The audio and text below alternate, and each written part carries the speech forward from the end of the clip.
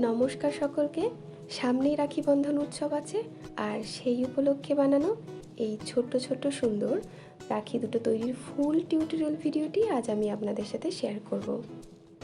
তার জন্য প্রথমে একটি কার্ডবোর্ড নিয়ে এবার এই কার্ডবোর্ড থেকে রাখির বেসটা তৈরির জন্য গোল করে কেটে নিতে হবে। আমি এখানে কাটা কম্পাসের সাহায্যে মেজারমেন্টটা করে নিয়েছি, তবে আপনাদের কাছে এটা না থাকলে আপনারা যে কোনো কৌটো বসিয়ে শেপটা করে নিতে পারেন। আমার কাছে বেশ কিছু পেস্তা বাদামের খোসা ছিল, আর সেটা দিয়ে আজ আমি এই রাখি দুটোকে বানাবো। তবে আমার এক মিষ্টি সাবস্ক্রাইবার কমেন্ট করেছে আমি যেন ক্লে দিয়ে রাখি বানানো দেখাই, আর তাই নেক্সট ক্লে দিয়ে রাখি বানানোর ফুল টিউটোরিয়াল ভিডিওটি খুব তাড়াতাড়ি আসতে চলেছে। যাই হোক, এই খোসাগুলোর পিছনের দিকে কিছুটা করে আঠা দিয়ে এইগুলোকে কার্ডবোর্ডের উপর বসিয়ে দিতে হবে। করার পর ফুলটা অসম্পূর্ণ মনে হয় মাঝখানটায় কিছুটা ক্লে দিয়ে কাজটাকে কমপ্লিট করলাম। যেহেতু পেস্তা বাদামের সেলগুলো উঁচু নিচু হয়েছিল, তাই ক্লেটাকে ঠিক মতো বসানোর জন্য পেন্সিল দিয়ে এরকম করে নিলাম, তাতে ক্লেটা খুব ভালোভাবে বসবে।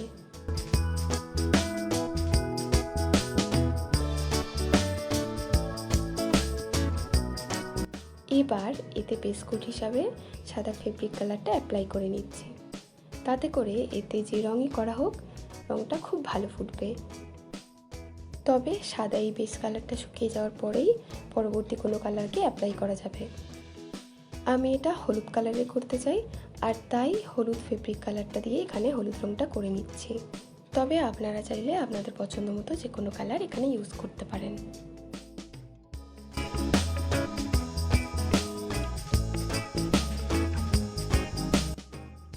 এবার পেস্তা বাদামের খোসার ধারে ধারে অরেঞ্জ কালারটা দিয়ে আমি এভাবে করে কালার করে নিচ্ছি।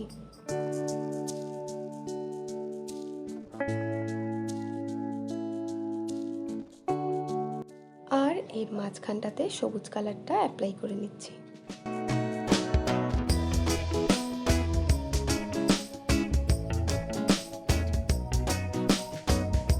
রাখির দড়িটা বানানোর জন্য আমি এখানে লাল রঙের উলটা ব্যবহার করছি, তবে এর বদলে টলি সুতো বা ঘরে থাকা সেলাই সুতো অনায়াসে ব্যবহার করা যেতে পারে।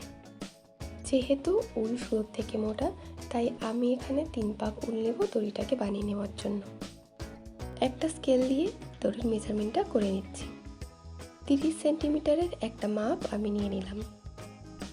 আপনাদের বোঝার সুবিধার্থে যেহেতু আমি এখানে ছোট স্কেল ব্যবহার করেছি, তাই 15 সেন্টিমিটারের মাপ দুবার করে নিয়ে কেটে নিলাম।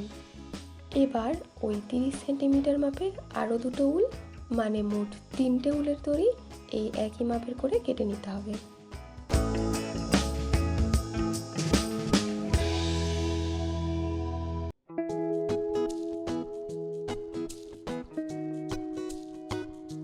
এবার রাখির ব্যাক সাইডটাতে কিছুটা আঠা দিয়ে দড়িটাকে ভালো করে বসিয়ে নিতে হবে। দড়ির ঠিক মাঝখানে রাখিটাকে না বসালে দড়িটা ছোট বড় হয়ে যেতে পারে, আর এই ভিডিওটিতে ঠিক যে প্রসেসে দেখালাম সেভাবে করে যদি দড়িটাকে বসানো হয় তাহলে আর দড়িটা ছোট বড় হওয়ার কোনো চান্স থাকবে না। এবার দড়িটাকে একটু সিকিউর করার জন্য যে কোনো কাগজ, সেলো টেপ বা মাস্কিং টেপ দেওয়া যেতে পারে। আর রাখিটাকে আর একটু সুন্দর দেখানোর জন্য এরকম কটন বল বা পার্ল বিডস বা যে কোনো ধরনের বিডসই ইউজ করা যেতে পারে। যেহেতু এই রাখিটা একটু বড়, তাই এখানে কটন বল দিয়ে কাজটা করলে আর একটু দেখতে সুন্দর লাগবে।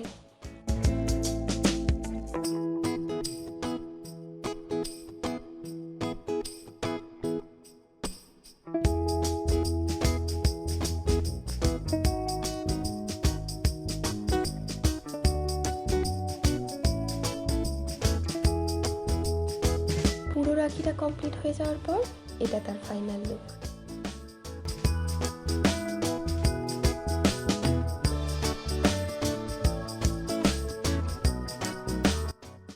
এবার একই রকমভাবে আমি সেকেন্ড রাখিটাকেও তৈরি করে নেব, তবে এবার পেস্তার সেলগুলোকে ঠিক এভাবে করে বসিয়ে নিচ্ছি।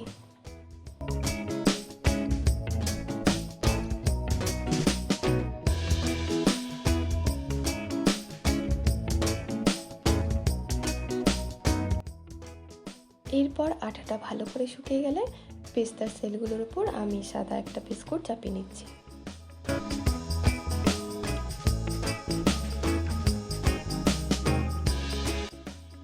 ওই সাদা রঙটা শুকানোর পরেই এই লাল ফেব্রিক কালারটা আমি এর উপর ইউজ করেছি।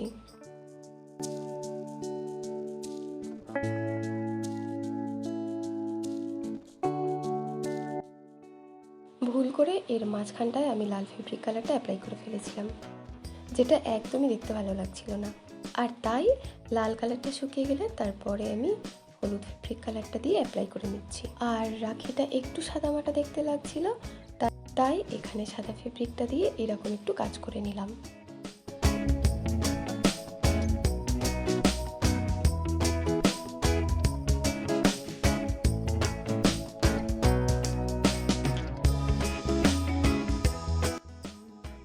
আর এরপর মাঝখানটাতে একটু সাদা ফেব্রিক দিয়ে হাই বলে লিখে নিলাম।